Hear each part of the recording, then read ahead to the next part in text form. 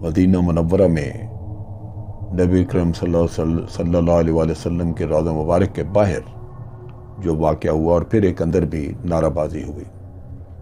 पहली बात तो ये कि हमारे यहाँ बैठे हुए लोगों की मुनाफ़क़त। सबसे पहले तो जैसे ही हक बात कही गई, चोर को चोर कहा गया मस्जिद नबी के बाहर, तो यहाँ पे कोराम मच गया कि बड़ी बेहुरमती हो गई और उसके बारे में मज़म्मती अल्फाज आने शुरू हो गए हर तरफ से। बहुत दफ़ा ये वाक़यात वहाँ हो चुके, लेकिन पहले कभी ऐसा वावेला न मचा। ने इमरान खान के ख़िलाफ़ भी इस तरह का कोई नारा लगाया था शुरू दिनों में, तो उस वक्त मरीम नवाज़ ने मज़म्मत नहीं की बल्कि सराहा के देखें इमरान खान को असल चेहरा दिखाया किसी ने। हम एक बेशरम कौम की तरह हमने बिहेव किया, कोई इसमें हमें शर्म और एहसास ना पैदा हुआ। लेकिन दूसरी तरफ ये है कि पाकिस्तान में ये माफिया मजबूत हैं, यहाँ पे हक कोई शायद ना कोई कह सके, लेकिन बाहर लोग आज़ाद होते हैं, वो कह देते हैं। तो क्या ये इसमें कोई बात झूठ तो नहीं थी? अदब अपनी जगह पे, जिसके बारे में हम बात कर लेते हैं अभी, लेकिन अगर चोर को चोर कहा तो इसमें कोई झूठ बात थी? झूठ तो नहीं बोला लोगों ने, लेकिन फिर यहाँ पे अगले दिन झूठ भी बोला गया। वो डबल मुनाफकत, और उसके ऊपर फिर कोई नहीं बोला। वो ये कि मस्जिद नबी के अंदर जब बिलावल गुजरा तो वहाँ पे जिए भुट्टो के भी नारे लगे, बिलावल वज़ीर आज़म के भी नारे लगे, और बहुत सारी ऐसी और भी बातें सुनने को आईं। लेकिन किसी ने ये नहीं कहा कि मस्जिद नबी के अंदर ये नारेबाजी करना इंतहाई बेअदबी है।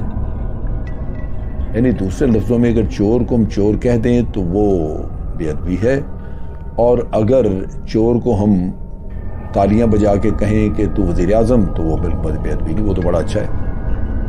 तो ये माशरे की या इन लोगों की जो कि इन पॉलिटिकल पार्टी, करप्ट पार्टीज़ के साथ जो जुड़े हुए हैं, उनकी मुनाफकत का एक जीता जागता सबूत। इस सारे खेल का खिलाड़ी, जिसने प्लान किया, जिसने इसको एग्जीक्यूट किया, चलाया,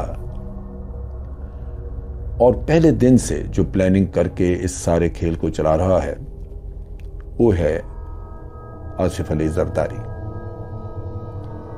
लोग कहते हैं कि आसिफ अली जरदारी जो है वो एक जरदारी सब पे भारी, वाकई लगता यही कुछ है। यहाँ पे बड़ा एक तजाद है।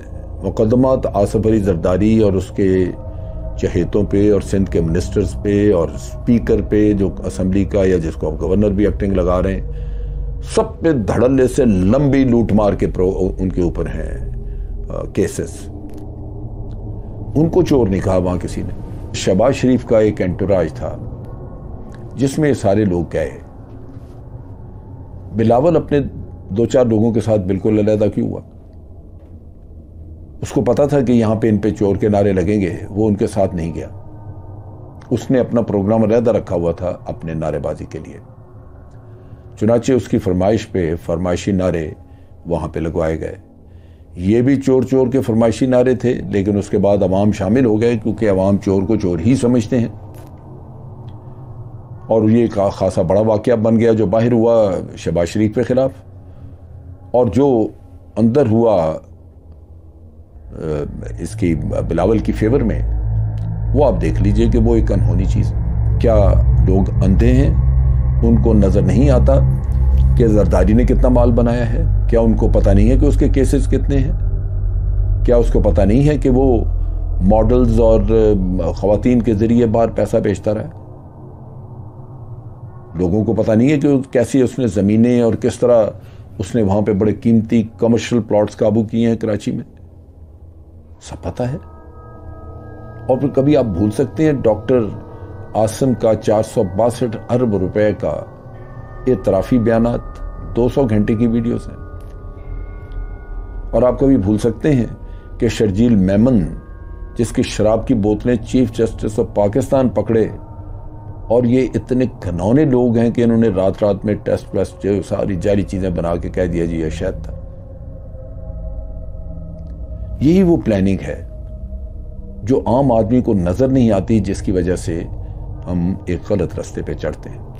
हुआ क्या है, ये सारा खेल आसिफ जरदारी ने प्लान किया, जो अभी अबू धाबी दुबई चला गया और वहां से बैठ के सारी गेम चलाएगा, आपकी आंखों से दूर हटके, जो आपको नजर नहीं आएगा। ये इंतहाई मक्कार इंसान, और वो एक जरदारी सब पे भारी, वो इन सबको चकमा दे के दुबई से इनकी डोरियां खींच रहा है कि हक बात कहने पे आपने बेअदबी की और इंतहाई बड़ा झूठ बोलने पे आपने अदब किया। ये है वो मुनाफिकत और इसके पीछे चलाने वाला आसिफ जरदारी।